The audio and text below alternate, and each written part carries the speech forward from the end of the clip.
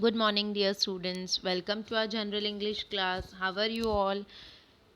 Did you complete the homework which I have given you lastly? I have told you to write down exercise A along with the definitions from page number 210. मैंने आप लोगों को कहा था कि page number 210 से define आपको copy करनी है डायरेक्ट और इनडायरेक्ट स्पीच की। उसके बाद में आपको एक्सरसाइज ए जो मैंने आपको ऑलरेडी करवा दी है वो लिखनी है, और एक्सरसाइज बी हमने स्टार्ट की थी. We completed the first 6 questions of exercise B. So hope all of you have completed the notebook. अगर आपने कंप्लीट नहीं किया है तो आपको कंप्लीट करना है. Okay, that's the thing you need to do, that's your homework. So we will try to complete today exercise B pura as well as the C exercise. Fine. So I'll read out the questions and give you answers accordingly. So let us start with the seventh one.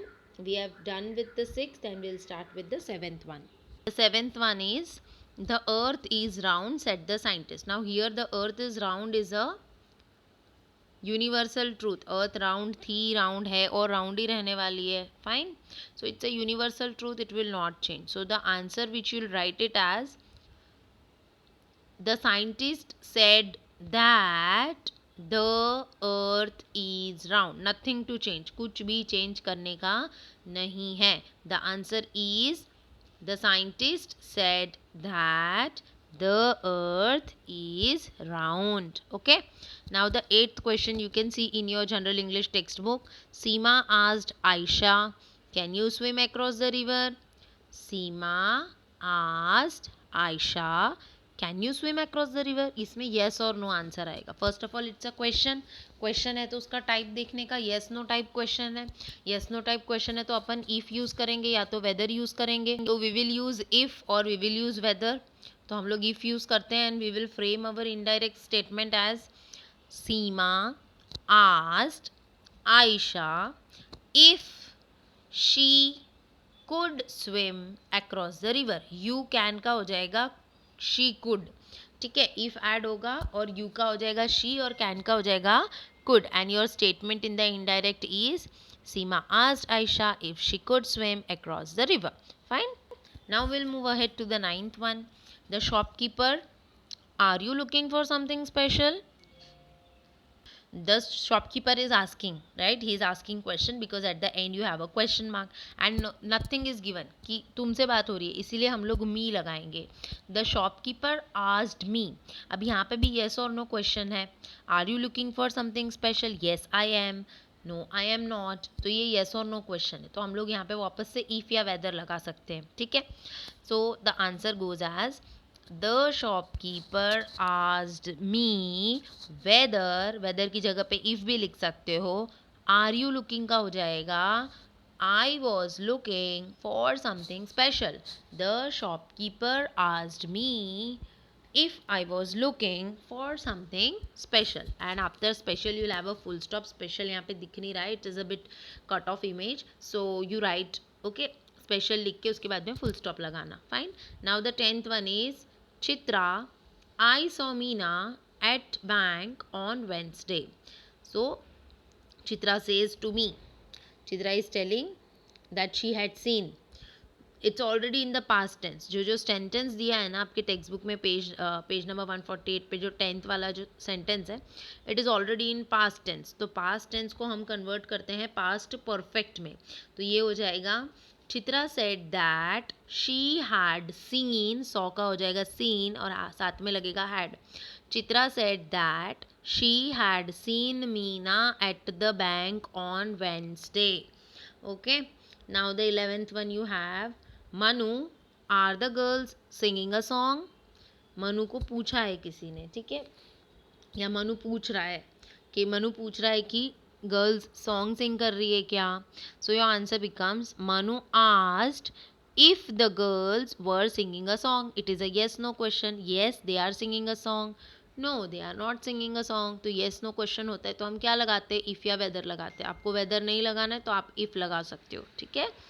So you will write Manu asked if the girls were singing a song. Manu asked whether the girls were singing a song.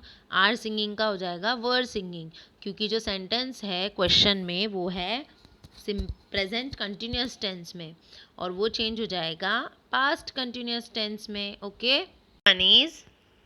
Question is Sweety will it rain tomorrow. तो Sweety पूछ रही है कि कल rain होगी क्या. Sweety asked, yes और no वाला है, ठीक है. Yes it will rain, no it will not. तो we will add on like Sweety asked if it would rain the next day. Tomorrow का हो जाएगा नेक्स्ट डे, विल का हो जाएगा वुड, और इट वैसा का वैसा रहेगा. तो हमारा आंसर क्या हो जाएगा students. Sweety asked if it would rain the next day और whether it would rain the next day. Okay.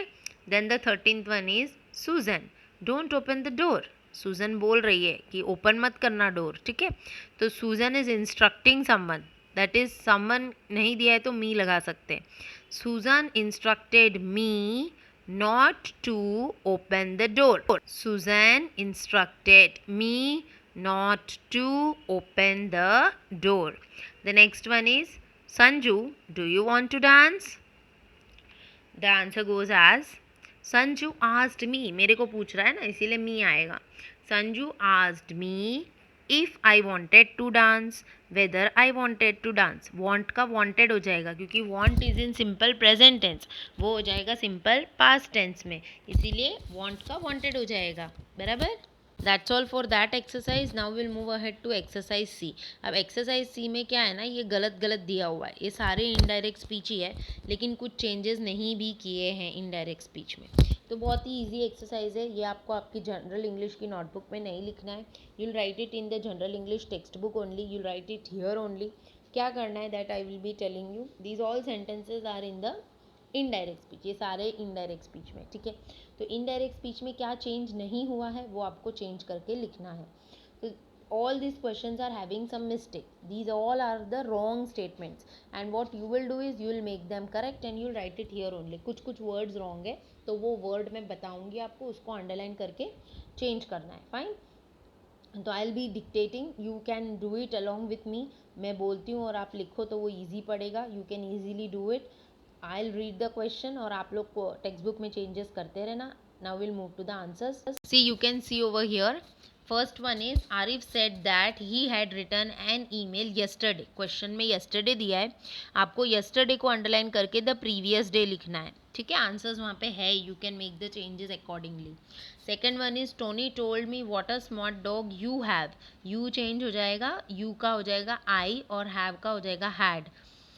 Tony told me what a smart dog I had. Then third में है she asked me where he is he. Question में is he दिया है, answer में he was हो जाएगा. तो आपको is he को अंडरलाइन करके he was लिखना है, ठीक है. Now fourth one is Meera said she wants to visit her friends that weekend. अभी wants दिया है क्वेश्चन में which is in simple present tense, और कभी भी indirect में convert करते हैं तो present tense नहीं रहता है, past tense हो जाता है. तो इसका आंसर क्या आएगा. Meera said she wanted to visit her friends that weekend. Okay. Then the fifth one is my father told me don't waste your money. My father told me not to waste my money. देखो do not waste your का हो जाएगा not to waste my. तो do not waste your को underline करके आप उसको change करोगे not to waste my money. Okay. Sixth one है he asked me when will the train arrive. will कभी नहीं आता है इनडायरेक्ट में. what you will write will का हो जाएगा would. so your sentence becomes he asked me when would the train arrive. The next one is Suma said she is going to read a book that week. Suma said that she is going को underline करके was going करना है. was going to read a book that week. Okay. Now the last one is John said that Lucy is at home. पहले बात तो question में that नहीं दिया है. इनडायरेक्ट जब भी लिखते तो दैट कंपलसरी लगता है, यहाँ पे दैट नहीं लगाया है. तो John said that Lucy is at home. Is का हो जाएगा वॉज एट होम. ओके, ठीक है. तो this much is the exercise students. ये एक्सरसाइज आपको जनरल इंग्लिश की टेक्स्ट बुक में ही करनी है, नोटबुक में नहीं करनी है. Okay, that's all for today. See you all tomorrow.